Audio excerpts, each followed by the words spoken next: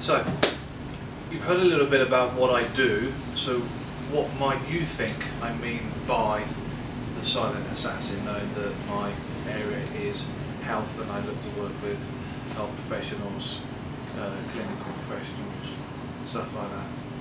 And from a health perspective, if there was one thing that might come to your mind that is considered to be the silent killer to our population, what might you think that is? Nutrition. Heart disease. Who said heart disease? Point to the lady. Gold star. Gold star for that lady. Yeah, I mean cancer. You know, there's a lot of things. There's a lot of things. But think about the title that I've actually given: the silent assassin. Things like cancer, things like nutrition, other areas of health. What a lot of those do actually carry is warning signs. Not all, but the majority. The one thing that carries very, very few, almost no warning signs, that we are actually educated to be aware of, is things related to heart disease. And of course, one of the big things around how we monitor that, one of the only things that we rely upon to assess whether we are at risk of things like heart disease or stroke or related elements like that, is what? What's the one fundamental test? Blood pressure. Who said that? Gold stuff. Yeah, blood pressure. How many people here actually think, and you know, because this is not about me sitting here lecturing you or trying to scaremonger you into, you know, doing stuff about health. This is about what do you think it means and how important it is to you, because that's where it's kind of got to start. But in terms of blood pressure, how many people here actually have had their blood pressure taken recently? Yeah? In what format did that come in? Who did your blood pressure? I've got one at home, actually. You got one at home, have you? Yeah, it's sad, but I've got one. Why is that sad? I just think it's Just important. just Because I maybe- get white coat syndrome if I go to the doctors. Yeah? And they do my blood pressure, then it shoots up. So I thought, right, well, I'll do it myself. So, yeah. In the morning, heart resting, you know, rest. I can't say I do it every day, but, you know, I do it occasionally.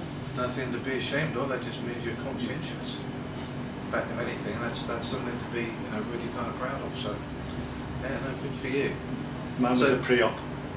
Pre-op? Yeah, because I'm going in for an operation next week. Yeah. I just get mine checked regularly because my dad, family history. So Yeah.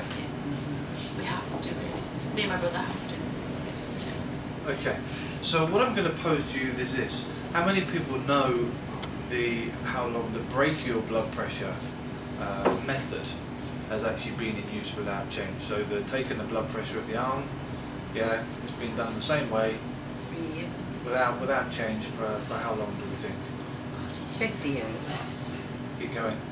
Honestly. About 100. Yeah. 100 years. 100 Really? years, I think. Yeah, the way that we actually take BP hasn't changed in 100 years. What else around us, if we actually didn't change it over 100 years, would still be in play? Can you actually think of anything that hasn't changed for 100 years? Yeah? Buildings. My house.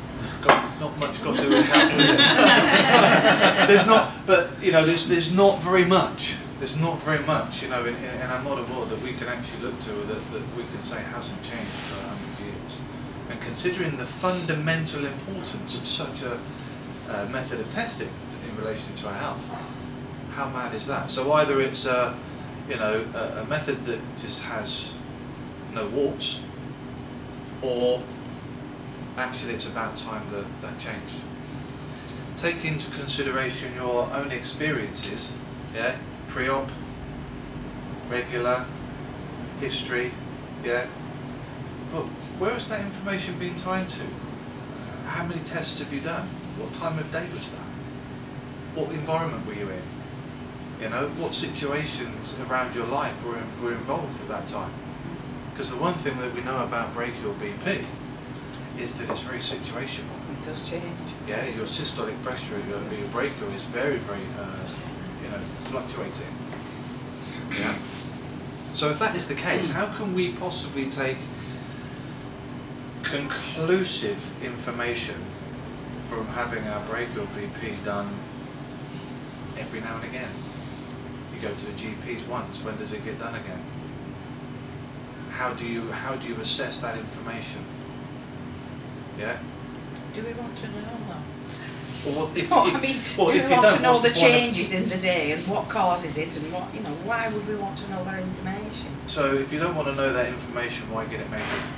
Well, because at your resting heart rate, that shows what, everybody knows we go through stresses and strains throughout the day and it's bound to change. But some people can get really hooked on things like that. That's your heart rate. That's got But then that's very little to do with it.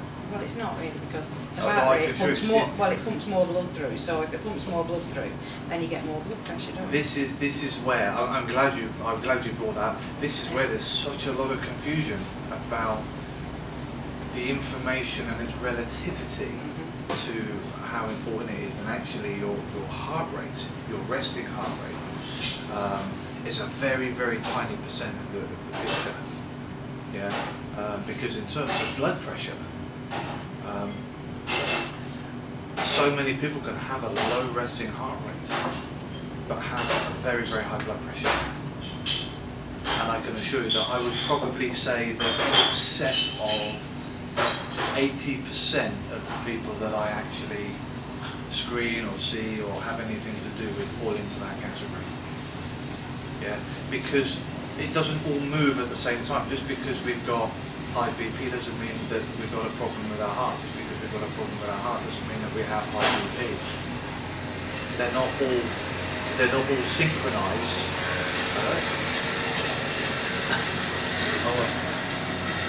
They're not all synchronized to deteriorate at the same time at the same rate.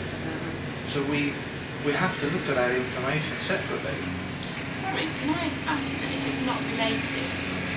It's just an example. My mum went to have a right Chris, she's got white coat syndrome, so heart rate goes up. So they put her on blood pressure tablets. So, well then it turned out that, she started fainting because actually she's not got high blood pressure. She just had white coat, and every time she went to the doctor's room. Oh yeah. So if it's not related, then why? How come, when your heart rate goes up, why do they say that your blood pressure's high? If you can have a low resting heart rate or high blood pressure, I don't understand how they don't correlate. Right. The key question is how is that established? So of course they're related in a way.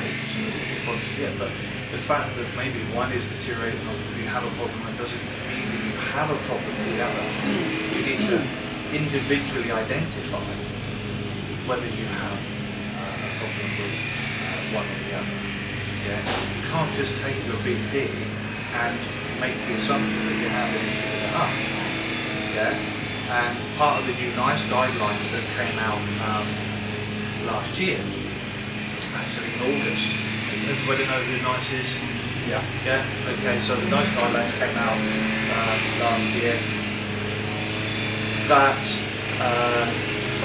ambulatory blood pressure measurement is something that needs to be endorsed more regularly by GPs. Do you all know what that means? No? Too much lovely. What that addresses is exactly the point that I've been just making, is that actually infrequent, situational, sporadic testing is not conclusive. And the problem is that up until now, huge decisions have been made on that inconclusive information. Yeah, that's exactly what you're saying there, is that sporadic, data has then induced somebody writing a prescription for pharmaceutical intervention. On what grounds? I guess the heart rate had gone up. But it's situational. We know it's situational. So the new guidelines actually identified that we've got to do more, GPs have got to do more to establish whether that data is conclusive. And one of those ways is through ambulatory blood pressure measurement, or what they call 24-hour ABPM. Yeah, I recently did something with my own mum. Actually, it was quite an interesting scenario. And don't take me wrong, I'm not anti-GP or anti-NHS or something like that. You know, I mean, that system's going to be there, and so many people get a huge amount from it. But when we're looking at taking control of our own health, you know, we have to consider the stuff that's going on that's not working, you know, so we can be empowered to make better choices. And my mum had been given one of these 24-hour ABPM things that the NHS currently provide, which are really cumbersome. They're awkward. You sit in a satchel. You've got your glove. Okay. Well, that's theirs, and there's mine. This is the world's #1 state-of-the-art 24-hour blood pressure monitoring system. Does it tell you why your blood pressure's up? I mean, that's the point, isn't it? That's you know what? If we had that answer. I know exactly. So what's the point? I can't understand why I would want to know those. Okay, the point is, the better the data, the better the information we have, we might start actually finding out the answer to that question. You're never going to find it out by sporadic brachial BP monitoring. Yeah, you have to get more conclusive data. Where the only way you're going to do that is if you have the technology to be able to do that. Yeah, and standard BP monitors don't provide that. So ambulatory blood pressure measurement is a huge step forward in terms of being able to find that out. Because what you can establish is over a 24-hour period is what's happening to the BP, and then you can identify, well, what were you doing at that time? So when I did my mum's, because she had a situation where she had this 24-hour, her GP knew the details, she knew that it was really high, and yet she still allows her to get booked in for an operation, which the anaesthetist was going to turn around and actually turn her around and point her back home. She already had that information.